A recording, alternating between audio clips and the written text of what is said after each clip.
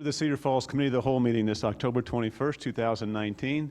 I'll now call this meeting to order. We have three items up for discussion this evening. One is the parking update. The other is the pavement management and bills and payroll. First up for the parking update, I believe, is our engineer tech, Tara, for information for the public this evening. Welcome. Thank you. Thank you.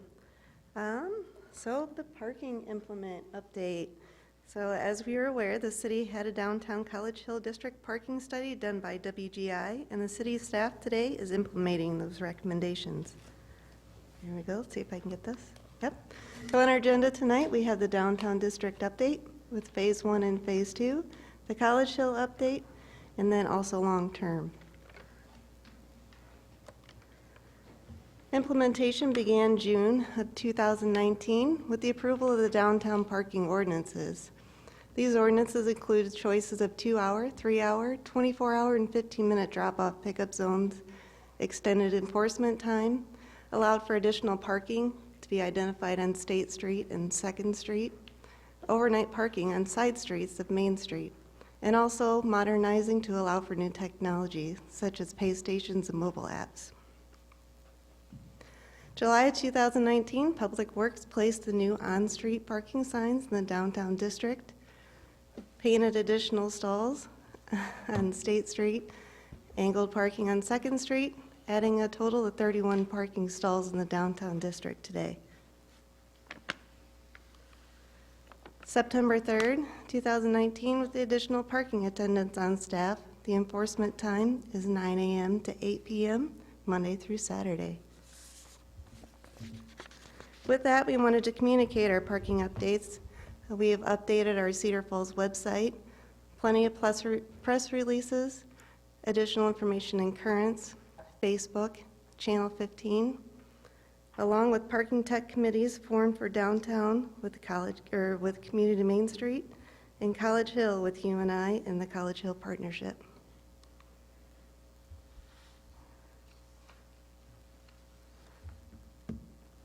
Partnerships were formed with Viking Pump and Met to allow additional free public parking during peak times.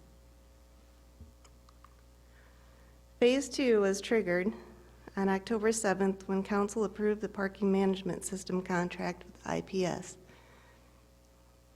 This is going to aid in public parking lots, enforcement time, and then modernizing to allow for new technology. With that, this next piece is to show how IPS is a fully integrated parking system for the city of Cedar Falls.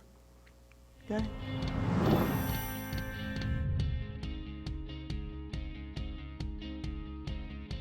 Historically, parking system integration was only surface level and fragmented, showing only a piece of the true picture. Parking, collections, processing, enforcement, permitting, mobile payment, returns management. Each piece of the parking puzzle was handled by a different party, with data flowing separately, and no central management system to aggregate all this information. That means no consolidated reports, no smart analysis, and most importantly, that means critical decisions are being made without all the data, only communicating with each other when they absolutely had to. It's time to disrupt the system with IPS. IPS is the only provider of a fully integrated solution designed to redefine how cities manage their parking, a system specifically designed to work together, smarter, and seamlessly. Other companies may try to sell you a system they call fully integrated, but they're probably just using application program interfaces to cobble together the various pieces of their system. The result? You have to deal with multiple vendors or suppliers. That means diagnosing the problems leading to the system downtime is difficult, making it hard to delegate responsibility for resolving issues, leading to further delays. Plus, the data you gather is fragmented, so each user only sees a portion of the data instead of the big picture. And what data you do collect may be in a form that's unusable by other applications. Compare that with IPS. You deal with one provider who develops the hardware and software to work seamlessly together. Data is streamlined and more reliable, leading to enhanced efficiency, more strategic decisions, and greater system uptime that positively impacts your bottom line. Get the most out of your smart parking program. Meters, sensors, enforcement, permitting, smart collections, mobile, and in-vehicle payments. all communicating to the most powerful data management system on the market today. Experience the difference of an innovative, fully integrated parking solution by IPS. Built for today, engineered for the future. That was a little bit about behind the scenes, some of the more visual things that will be noticed downtown Cedar Falls. We have our new public parking identification signs that will be visible, along with a pay station that's located in each public parking lot. This is going to be used as one of the options to be able to pay for your parking time. We will also have the Park Smarter mobile app that will be also available. And with that, here's a little piece of what a pay station will look like downtown Cedar Falls.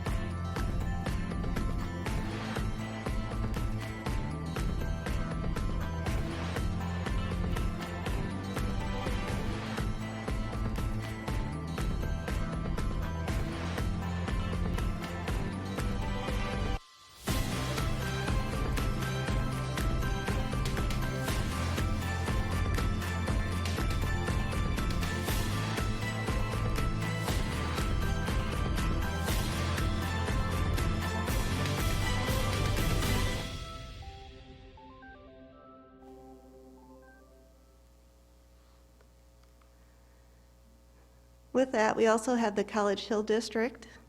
The College Hill District, September 16th, WGI presented the final parking study for the College Hill District that included the recommendations approved by Council. The city and the University of Northern Iowa, along with the College Hill District, are working together to transform the parking program into a model program that's balanced. City staff today is working on amending the ordinances to begin the implementation. This will include extending enforcement to 6 p.m. Monday through Friday, converting Lot G and J to a paid public lot with a pay station, and then permit parking lot specific to J. With that, the long-term plan is parking is not a set it and forget it. WGI created some parking inventory maps for us to be able to use.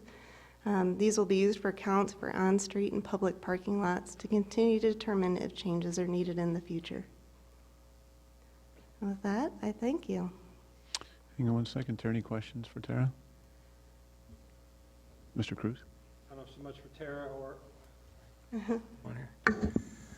maybe not so much for Tara, but staff in general, I guess. I had brought up the resident-only parking scenario, and the parking consultant acknowledged that the campus has excess parking that could be utilized by the commuters in particular, and the streets around campus, according to the survey by the parking consultant, showed anywhere from 100 to 113% parking, which is overcrowded and implies there's illegal parking potentially in driveways and various things like that. So to me, it seems like there's a great benefit that we could achieve by pushing or moving or encouraging the commuters to park on the campus provide parking spots that the consultant acknowledged and the university acknowledged that there's plenty of.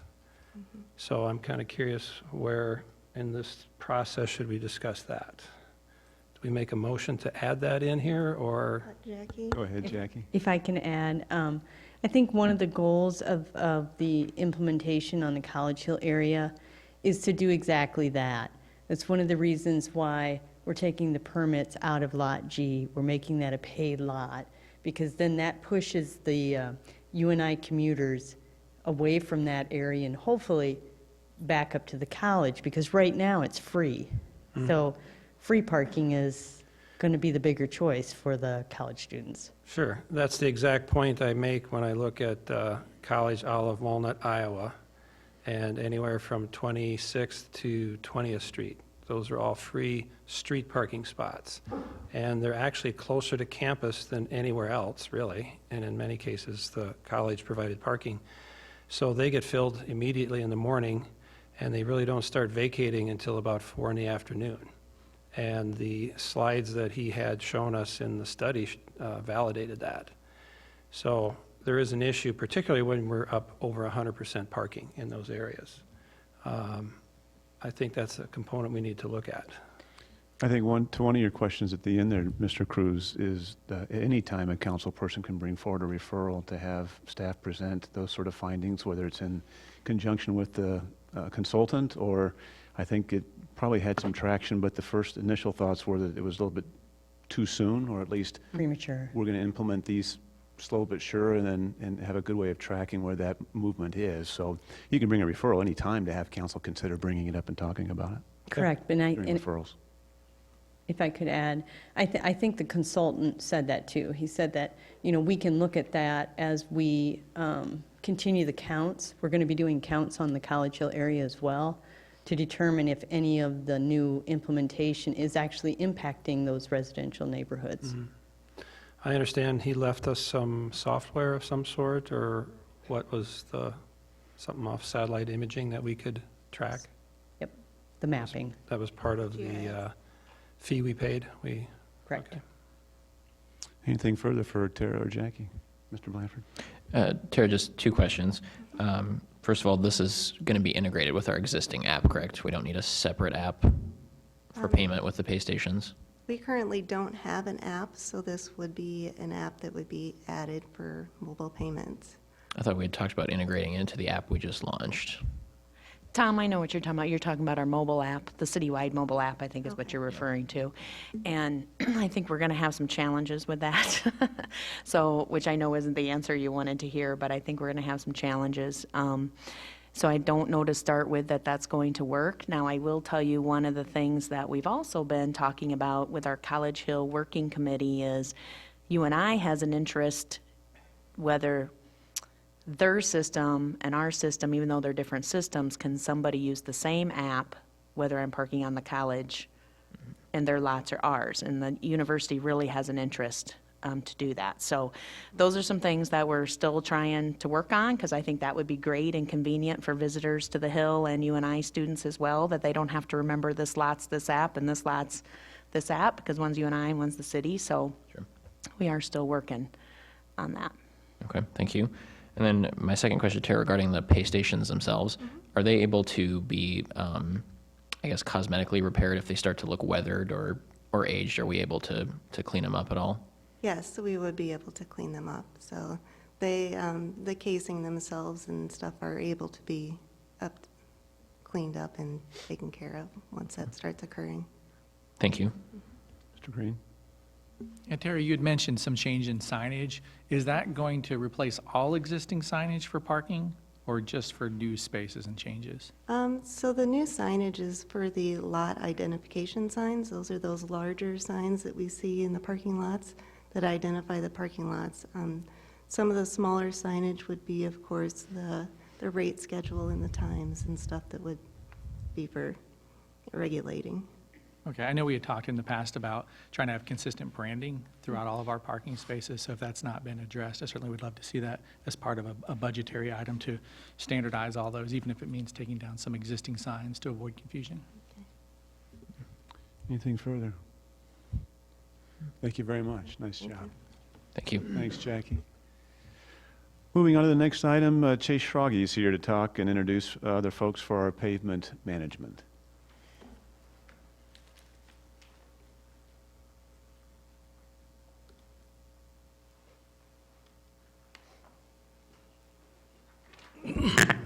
Thank you, Mayor and Council. So tonight we have some of our engineering staff members here with us to talk to you about the 2020 Pavement Management Plan. And more specifically, I think the finer design elements that we're looking at incorporating in the bid documents for this winter. So with us, we'll have our city engineer, David Wicke, talk to you about the reconstruction streets for next year. Those are the ones we fully replace with the infrastructure underneath the roadway. And then we'll have our principal engineer, John Fitch, talk to you about some of the restoration streets, which include the asphalt overlays and the curb repairs and those types of streets. So with that, I wanted to kick it off with a few slides.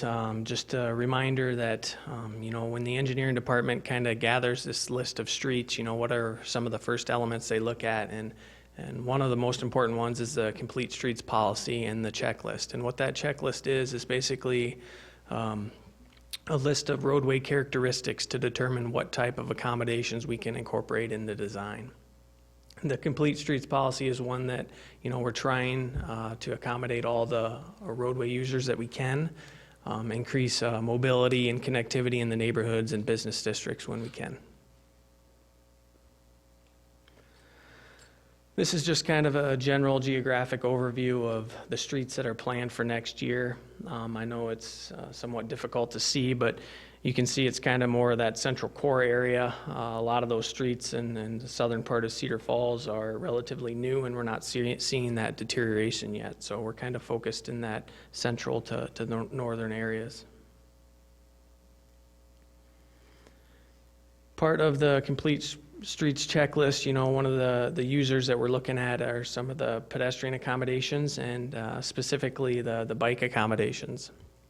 And you can't see it really on this map, but this map comes from the Bike Ped Committee from 2015 on recommended proposed accommodations that they would like to see on the specific streets. So what we look at is whether we're doing a reconstruction street or a restoration street, we'll go to this map to determine if there are recommendations from the Bike Ped Committee that they would like to see on that facility, and we'll determine whether or not we can accommodate those during the design.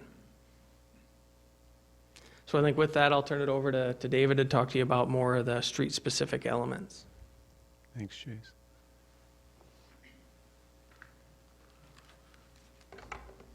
All right, good evening, Mayor, Council. Once again, Dave Wicke, City Engineer, for anyone who haven't had the pleasure to meet yet. And I will jump right into the streets that we have slated for next year's reconstruction. We currently have the streets as shown on the slide there, with the first 5 streets being complete concrete reconstructions, and the last street, Madison Street, being an asphalt reconstruction. Concrete reconstructions will consist of a full depth reconstruction of that existing street, and those streets approximately total about $2 million worth of work. And then Madison Street that we have slated for a full depth asphalt reconstruction is estimated to be about $250,000. And just for general information, geographically, these are broken down into different wards around the city. Lilac, Ward 5, Washington, Ward 1, Idaho is in Ward 2, and not quite sure on Madison, but I'll get that information, and Idaho as well.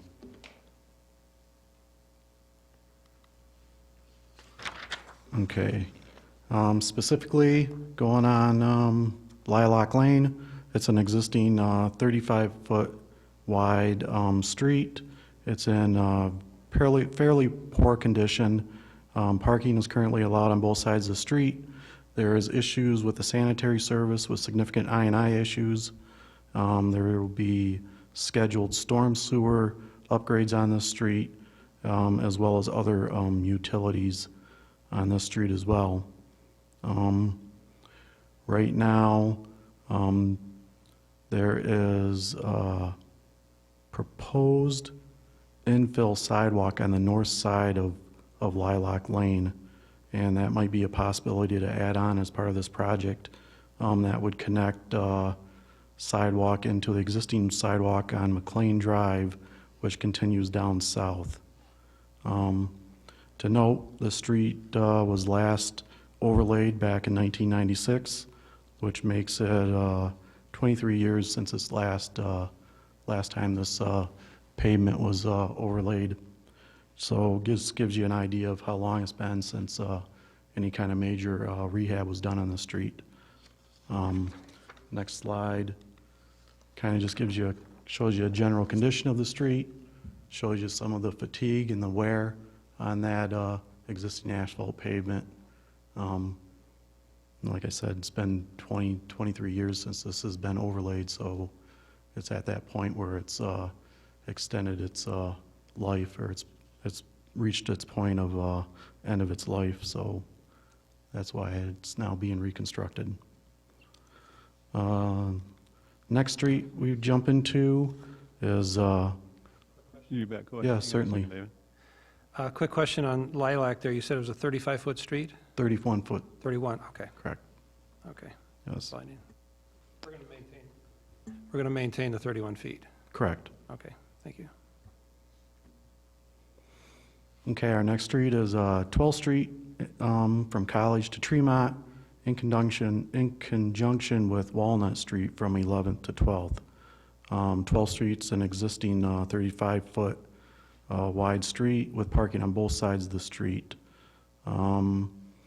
The street was last overlaid back in 1998. There is an existing sidewalk on both sides of the street. I believe this street was initially planned to be reconstructed back in 2017, but it was bumped in lieu of a further study that needed to happen at the intersection of 12th and Walnut. I don't know how many of you are aware with Walnut, driving south down intersecting 12th Street, there's a significant hill there that causes some visibility and safety issues. So it had to be reconsidered, had to go through a study to determine the best route of action on that intersection and what we needed to do. So that's where we're back to the table now. We evaluated Walnut Street and determined that vertical curve coming over Walnut down to 12th Street needs to be lowered by approximately 21 inches, which is the acceptable design standards for site safety issues and coming down that intersection to 12th. As it currently stands, Walnut is a through street with stop control on 12th, and the evaluation will be looking at possibly making that intersection four-way stop controlled. Continuing on with the slides, this gives you an idea of concept for bike share lanes to incorporate that existing 35-foot street with the parking on one side of the street.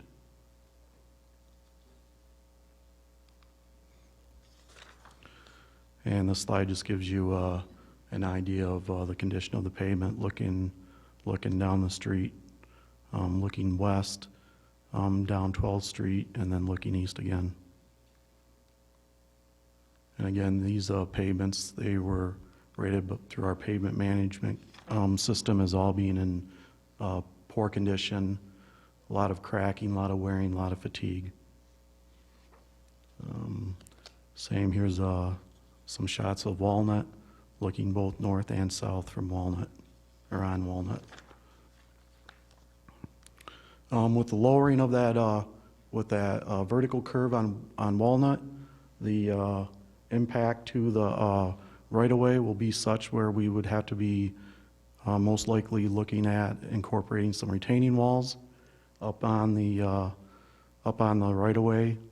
And so this just gives you an idea of something that we would be considering.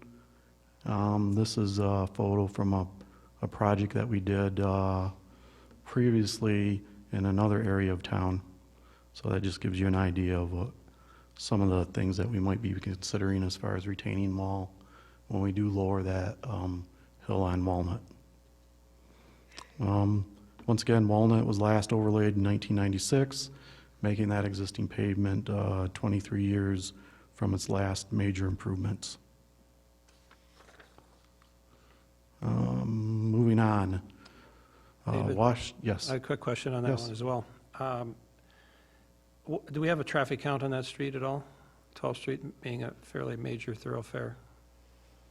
I'll let Yeah. Director Shaw. Yeah, just before David got here, we did a traffic analysis of the intersection and determined whether it warranted a multi-way stop. And actually, over the last about 3 years, I think we've done about 2 or 3 studies since 2013. And this study specifically showed warrant of a multi-way stop. So we would like to include that with the project. Sure. The concern I have is introducing bike lanes on a fairly busy street, 12th Street like that. And how have we looked at that? So if you recall, back in, I believe it was 2016 and 2017, we've discussed it numerous times. It kind of was a policy decision from Main Street to Hudson Road on West 12th Street, the entire corridor. Basically, we knew we were going to start rebuilding it. Last year, we did a significant stretch near the high school. It's a similar width, similar parking. At the time, the Bike Ped Committee would like to see a dedicated bike lane, and that facility would not be able to fit in the existing roadway width. So what happened is that the accommodation that we could incorporate was the shared lane markings, and that's what we did previously on last year's stretch, and that's what we would like to continue throughout the entire corridor from Main to Hudson Road. So with that study or discussion, was there any analysis of losing the parking spaces on that street and how it would affect the neighborhood along 12th Street? Yep, there were discussions. There was different discussions on what the roadway width would need to be. It's currently a 35-foot wide roadway. It would need to be a 37 to make those improvements, the dedicated bike lane. Or the other alternative would be eliminate the parking on the south side. Then you would have the width to perform those accommodations. And the residents have not said anything as far as losing their street parking? This discussion goes back to the 2016 and 17 with the multiple presentations on it, and that's where that direction came from, that we would continue with including the shared lane markings.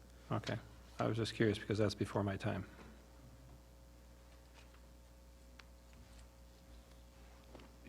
That's it. Thank you. Okay, continuing on. Washington Street. Again, this is a street that was rated very poor on our pavement management.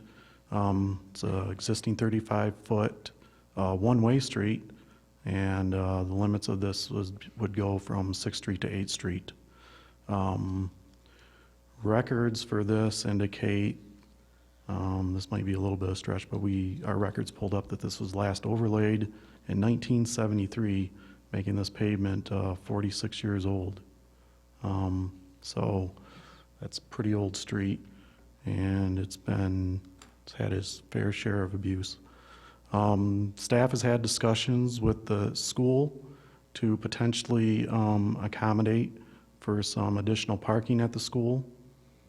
And so that was an ongoing discussion that staff is having with the school and as well as other stakeholders.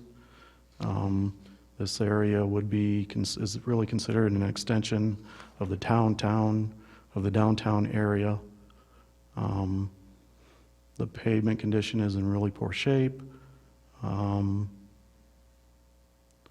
of the additional considerations would be to make for bus drop-off, for two bus drop-off spots, and with parking on the west side of the street.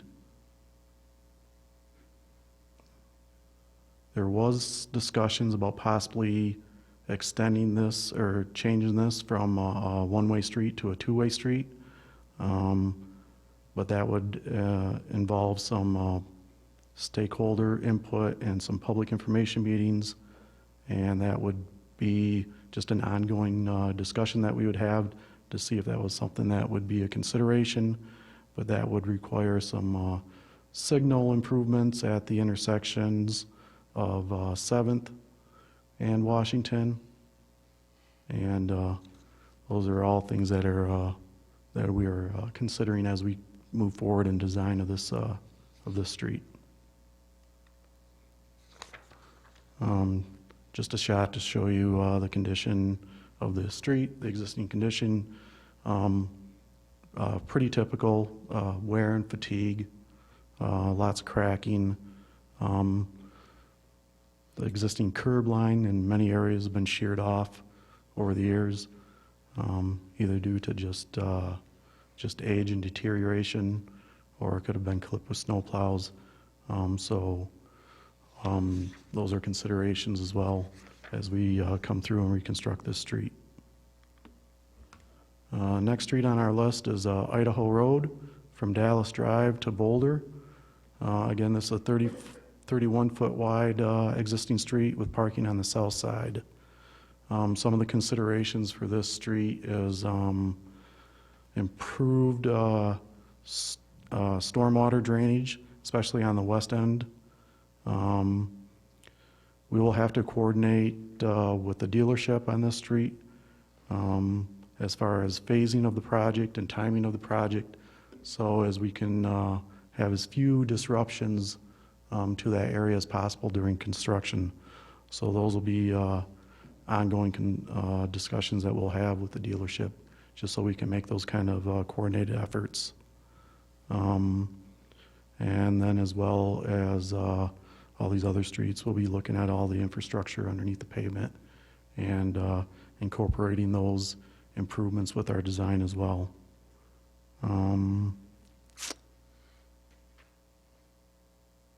Let's see, the street was last overlaid in 1991, which makes it 28 years old.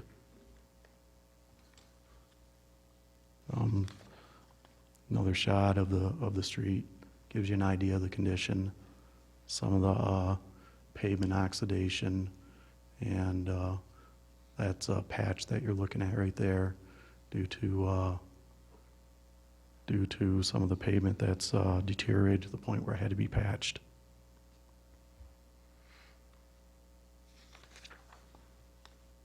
Madison Street from Valley Park to Waterloo.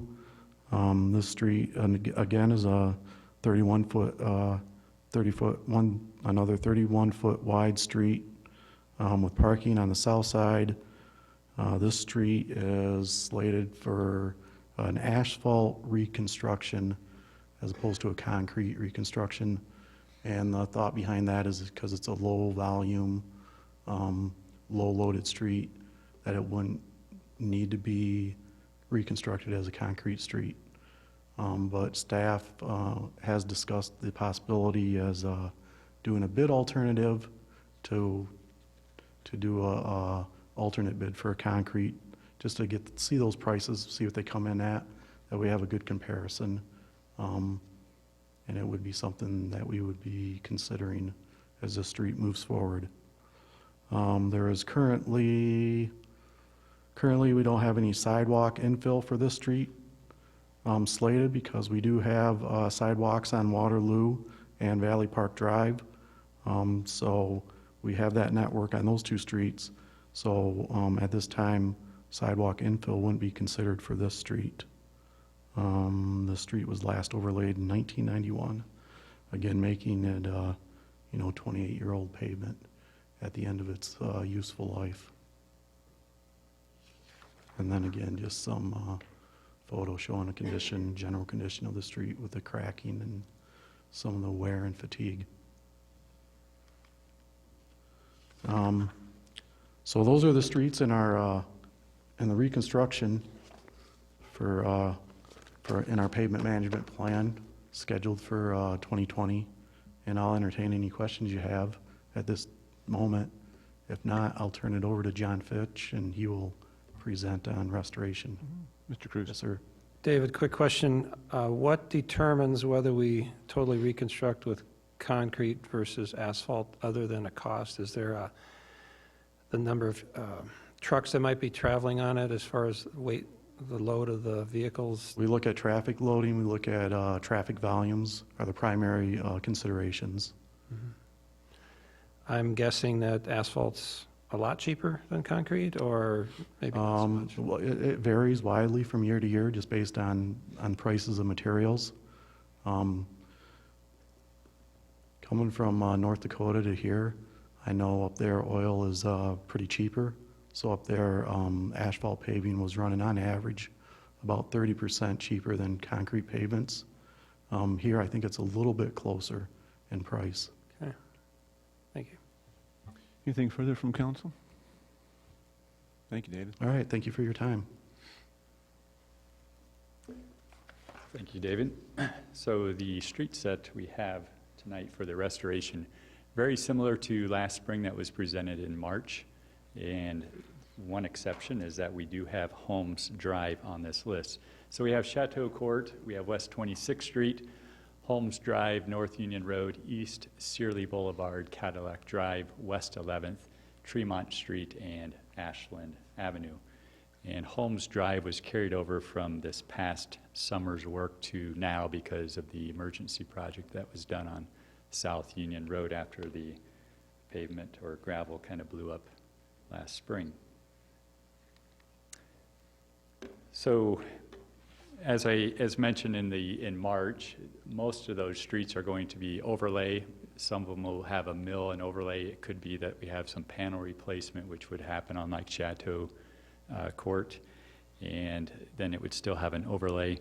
I will point out that North Union Road, we're going to look at this one just particularly for the type of construction we're going to do on it. This is a condition we have from a couple different viewpoints. 22-foot wide asphalt road that was completed actually in 1991. So very narrow shoulders that we have on this roadway. Again, 22-foot wide with decent high traffic and high speeds. So what we're looking at doing on this one is cold in place recycle. This is where they take the existing asphalt, mill off the top 2 to 4 inches, crush it to a specified gradation of like a 3/4 to 1 inch stone. They mix it with some asphalt emulsion, put it back down, and then they put a new overlay over the top of it. So there's some cost savings involved with this process, mainly from the trucking standpoint. So this one is a little different than the others in that we're not doing a straight overlay, but rather doing a recycle to have a little cost savings. As far as the bicycle network improvements that Chase mentioned earlier, the East Searly Boulevard, when we repave that one, we will be looking at a shared lane markings, which corresponds with the plan that was provided in 2015. As well, West 12th Street, as mentioned, will be the shared lane markings. So what we're looking for tonight is a motion on seeking approval of the 2020 pavement management plan. That's the first item up there for October. So we are looking to finalize the plans so we can get those out to bid in the spring. And then in December of this year, we'll come back with the review of the 5-year management plan, as well as seeking approval for 2021 pavement management plan. So the first item that we're looking for the motion on is the 2020 pavement management plan. I'll get there. Is any more questions from council? And so that last screen, are you, that top line is what you're asking for this evening from council? The other two are just updated. We don't need to combine them both. That is correct. Okay, council, before you is a recommendation for a motion to approve that plan. Second. Motion second. Any further discussion from council? All in favor say aye. Aye. Opposed, nay. Motion carries. Thanks, John. Appreciate it. Thanks, Chase. David. Moving on to the final item, is there a motion to allow bills and payroll? So moved. Motion second. All in favor say aye. Aye. Opposed, nay. Motion carries. That concludes this evening's Committee of the Whole meeting. We'll wait to the top of the hour for our regular City Council meeting. Thank you.